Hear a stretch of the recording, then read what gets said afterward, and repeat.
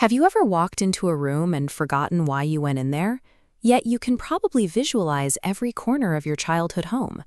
By the end of this video, you will have the tools to turn your house into a high-speed hard drive, placing the first 10 US presidents into a sequence you can access at will.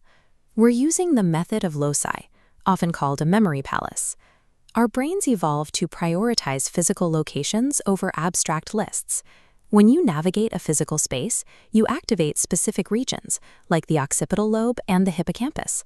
Shifting your mental effort from rote repetition to spatial mapping changes how the brain processes a sequence, reconfiguring dry data into a navigable path.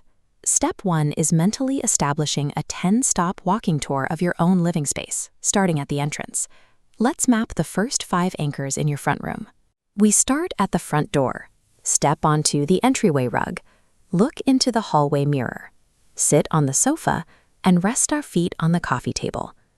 Moving into the next area, we find the final 5 anchors: the TV stand, the kitchen sink, the stove, the fridge, and finally, the dining table. Keep the path flowing in one direction. A linear route that never backtracks ensures your brain maintains the correct sequence of information. Now, we place the first 5 presidents onto those anchors using highly specific visual associations.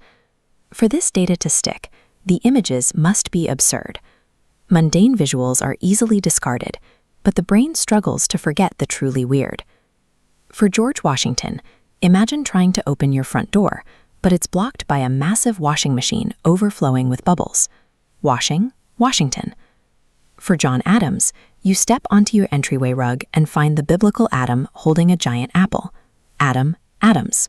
For Thomas Jefferson, you look in the hallway mirror and see Thomas the Tank Engine wearing a chef's hat, a Jefferson. For James Madison, look at your sofa. A literal mad sun with an angry face and sunglasses is sitting right there on the cushions. For James Monroe, imagine Marilyn Monroe standing on your coffee table, striking her famous white dress pose. Recap the first 5. The washing machine at the door, Adam on the rug, the chef in the mirror, the mad sun on the sofa, and Monroe on the table. By attaching these high-contrast images to familiar locations, you are essentially hijacking your spatial memory to hold on to data it would otherwise ignore. Let's finish up the sequence by moving into the kitchen and the dining room for the final 5 presidents.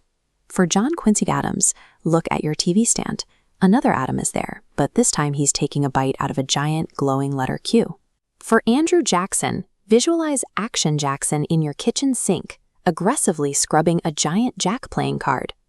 For Martin Van Buren, look at your stove. A miniature passenger van is literally burning on top of the burners, a Van Buren. For William Henry Harrison, open the fridge. Inside, a massive sun covered in thick hair is shivering in the cold, a hairy sun, Harrison.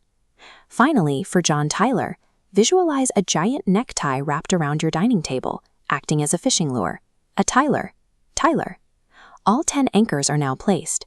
The sequence is fully mapped to the physical architecture of your home. Because these associations are now part of a physical environment your brain already knows, the data is essentially anchored to the house itself. To prove the system works, close your eyes right now and prepare to walk the path. We're going backward. What was acting as a lure on your dining table? What was shivering inside your fridge? What was on fire on top of your stove? And who was scribbling a card in your sink?